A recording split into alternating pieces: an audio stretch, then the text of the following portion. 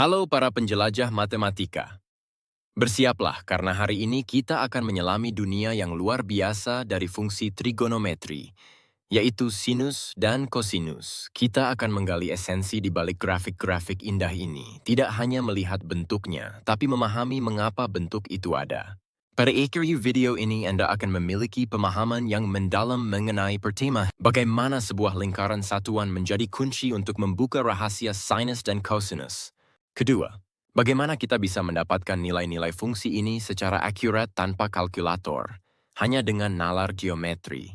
Dan terakhir, yang paling penting, kita akan bisa menjelaskan mengapa grafik sinus dan kosinus memiliki ciri khas yang berulang, atau periodik, serta karakteristik simetri mereka. Ini bukan sekadar menghafal rumus, melainkan merasakan keindahan logika matematika. Siap? Mari kita mulai. Baik para pendengar yang budiman, mari kita mulai perjalanan kita dari fondasi utama. Lingkaran satuan. Lingkaran satuan. Bayangkan sebuah lingkaran yang sangat spesial.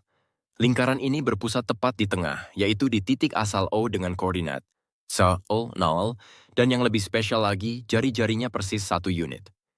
Jadi, setiap titik Pi pada lingkaran ini berjarak 1 unit dari pusat. Ini adalah sebuah lingkaran satuan. Ingat, jari-jarinya selalu 1. Nah, sekarang inilah bagian yang keren. Kita akan meletakkan dasar untuk definisi trigonometri kita.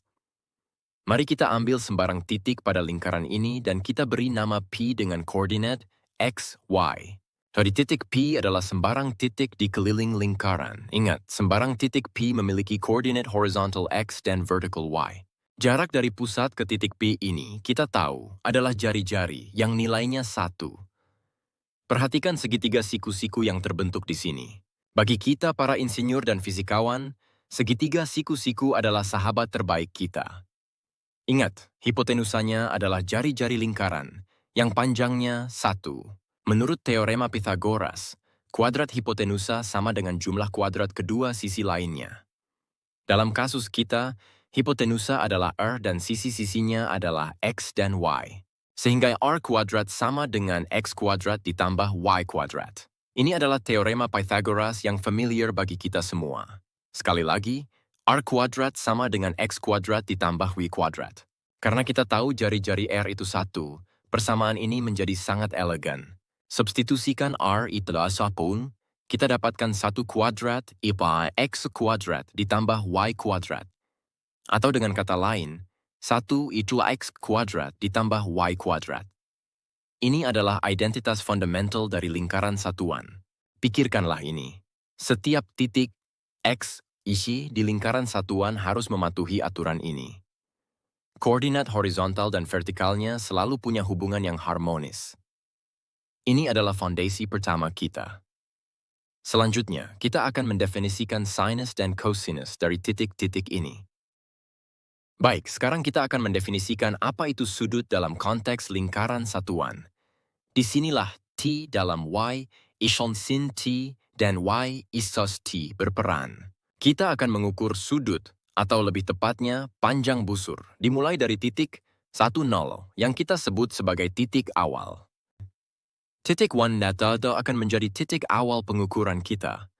Jika T positif, kita akan bergerak berlawanan arah jarum jam. Jika T negatif, kita bergerak searah jarum jam.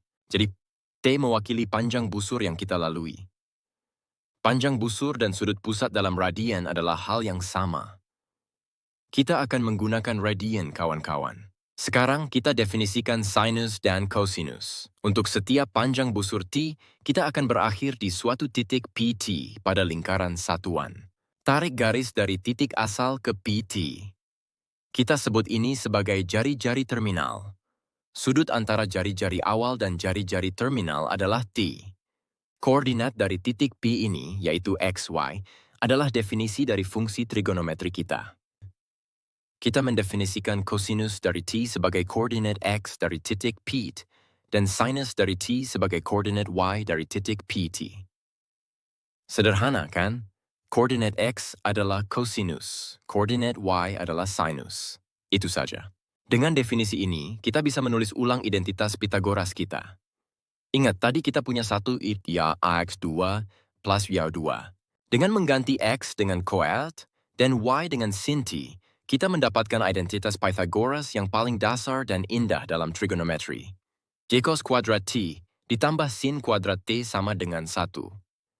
Ini akan sering sekali kita gunakan. Jadi, untuk setiap panjang busur atau sudut T, kita punya titik P, X, Y di lingkaran satuan. Koordinat X-nya adalah cos T, dan koordinat Y-nya adalah sin T. Mari kita ingat ini baik-baik. Sekarang mari kita buktikan apa yang dikatakan buku teks tentang TL-Pi4. Konsep ini akan menguatkan pemahaman kita tentang bagaimana lingkaran satuan bekerja. Sudut Pi per 4 atau P4 dalam radian. Kita tahu satu putaran penuh adalah 2 Pi radian atau 360 derajat. Jadi Pi radian adalah 180 derajat. Maka Pi per 4 adalah 180 dibagi 4, yaitu 45 derajat. Jadi kita akan mencari nilai sinus dan cosinus untuk sudut 45 derajat. Buku teks menyatakan bahwa sudut P4 ini menentukan titik yang letaknya tepat di tengah-tengah antara titik 1 dan 1 pada lingkaran satuan. Secara simetri, jika titik P berada tepat di tengah busur ini, maka garis OP akan membagi kuadran pertama menjadi 2 bagian sama besar. Garis ini, kawan-kawan, adalah garis Y = X. Karena titik PXY terletak pada garis Y at X, itu berarti koordinat X dan Y-nya pasti sama. Dengan kata lain, X adalah Y. Ingat definisi kita? X = siu batasnya, dan Y = sin T. Jadi untuk sudut PI4, nilai cosinus dan sinusnya harus sama. Ini adalah fakta kunci yang kita dapatkan dari simetri. Sekarang, kita bisa menggabungkan ini dengan identitas Pythagoras yang sudah kita turunkan. Ingat, sinus X2 plus Y2. Kita tahu X = Y, jadi kita bisa substitusikan. Kita dapatkan bahwa X2 plus X2 atau suatu = 2. Ini luar biasa, kawan-kawan. Hanya dengan nalar geometri, kita bisa membuat persamaan. Mari kita selesaikan persamaan untuk X. Kita akan temukan nilainya. Kita bagi kedua sisi dengan 2, jadi X kuadrat sama dengan setengah. Kemudian, kita ambil akar kuadrat. X sama dengan akar 1/2, yang kita bisa rasionalisasi menjadi akar 2/2. Perhatikan bahwa ada 2 solusi, positif dan negatif. Karena sudut pistemot berada di kuadran pertama, di mana kedua koordinat positif, kita ambil yang positif. Jadi X = alpha 2. Dan karena kita tahu X = Y, maka Y juga = 2. Ini adalah nilai cos Pi4 dan sin Pi4 yang terkenal itu. Kita menemukannya dari dasar, bukan hanya menghafal. Indah, bukan? Oke, saya tahu Anda sekarang haus akan lebih banyak nilai. Mari kita lihat tabel dari buku teks. Angka-angka ini tidak muncul begitu saja, kawan-kawan. Setiap nilai di tabel ini bisa diturunkan menggunakan simetri lingkaran satuan dan segitiga siku-siku spesial. Ada segitiga 30, 60, 90, dan 45-90. Mempelajari 2 segitiga ini ibarat punya kunci pembuka ke semua nilai utama trigonometri. Dengan menggunakannya pada lingkaran satuan, Anda bisa menemukan nilai untuk Pi per 6, Pi per 3, 2 Pi per 3, dan seterusnya. Ini adalah latihan yang sangat bagus untuk menguasai konsep ini. Setelah kita punya tabel nilai ini, langkah berikutnya untuk menggambar grafik adalah tentu saja memplot titik-titik ini. Ini adalah metode standar untuk menggambar fungsi apapun. Ambil beberapa titik, plot, lalu hubungkan dengan kurva yang mulus. Untuk mendapatkan kurva yang lengkap, kita juga bisa menggunakan calculator, seperti yang disarankan buku teks, asalkan diatur dalam mode radian.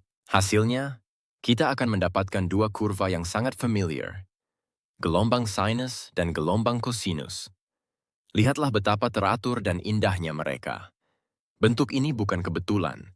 Ini adalah konsekuensi langsung dari struktur lingkaran satuan dan definisinya. Perhatikan sumbu horizontalnya adalah T, yaitu sudut atau panjang busur kita. Dan sumbu vertikalnya adalah I, yaitu nilai sinus atau kosinusnya. Sekali lagi, grafik ini adalah representasi visual dari bagaimana nilai koordinat X dan Y berubah saat kita bergerak mengelilingi lingkaran satuan. Baiklah, Sekarang kita akan mengidentifikasi 4 hal penting dari grafik sinus dan cosinus, seperti yang disebutkan dalam buku teks. Ini adalah kunci untuk memahami perilaku fungsi-fungsi ini. 4 karakteristik penting. Pertama, mari kita lihat nilai-nilai yang bisa dicapai oleh kedua fungsi ini. Perhatikan grafik vertikalnya. Gelombang biru dan hitam ini hanya bergerak di antara 1 dan 1. Kenapa begitu? Karena menurut definisi, sinus dan cosinus adalah koordinat X dan Y pada lingkaran satuan yang jari-jarinya 1. Jarak terjauh titik pada lingkaran dari sumbu horizontal atau vertikal adalah tepat 1 unit.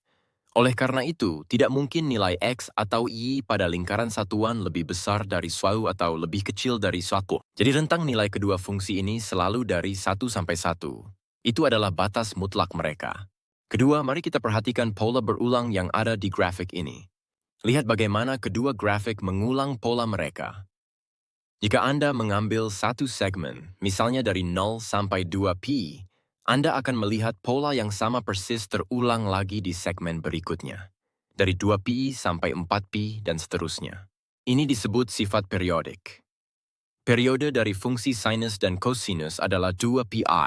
Artinya, setelah berjalan sepanjang 2pi radian di lingkaran satuan, Anda akan kembali ke titik awal Anda. Karena kita kembali ke titik yang sama, koordinat X dan Y-nya tidak akan berubah. Oleh karena itu, nilai sin T2pi akan sama dengan sin T, dan cos T2pi akan sama dengan cos T. Sifat ini membuat model-model gelombang dan osilasi dalam fisika menjadi sangat efisien. Mereka berulang, persis seperti yang kita amati di alam. Oke, sekarang kita masuk ke karakteristik ketiga dan keempat, yang membahas tentang simetri dan pergeseran. Ini akan menunjukkan hubungan yang sangat erat antara sinus dan cosinus. Ketiga, simetri. Mari kita lihat grafik sinus dulu, yang berwarna biru. Coba Anda ambil satu titik pada grafik. Misalnya P2C itu. Titik ini menunjukkan sin P2 equals C. Sekarang, lihat titik yang koordinat horizontal dan vertikalnya terbalik tandanya, yaitu pi2 suatu.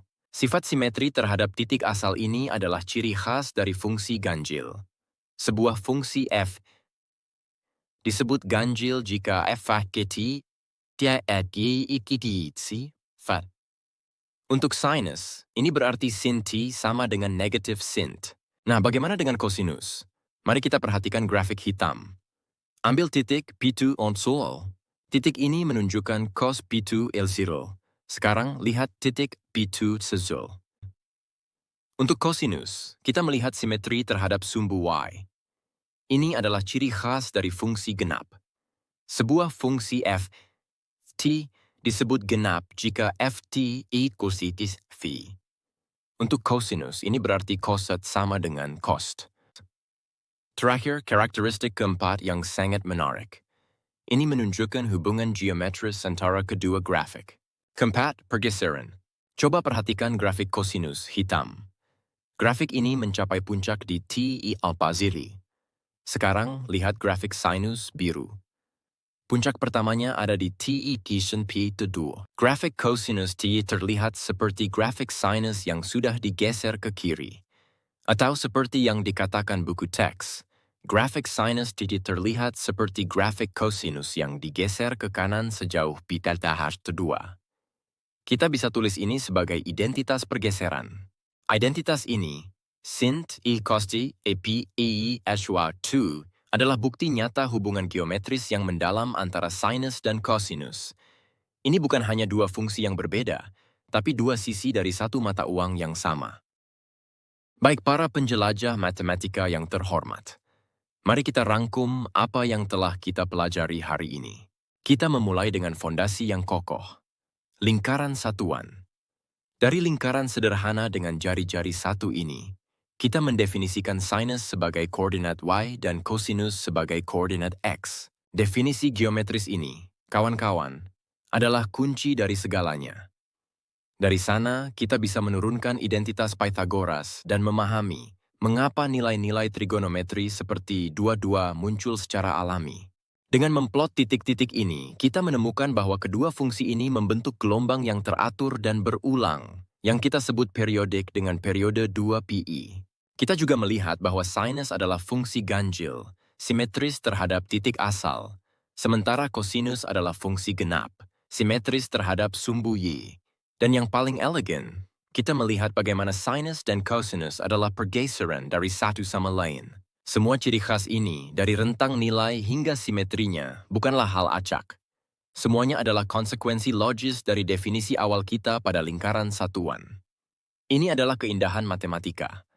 Sebuah gagasan sederhana, yaitu sebuah lingkaran, membuka pintu ke dunia fungsi yang kaya dan kompleks.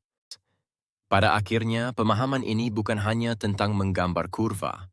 Ini adalah tentang memahami bahasa matematika untuk menjelaskan fenomena alam yang berulang, dari gelombang cahaya dan suara hingga osilasi planet. Ini adalah alat yang sangat ampuh.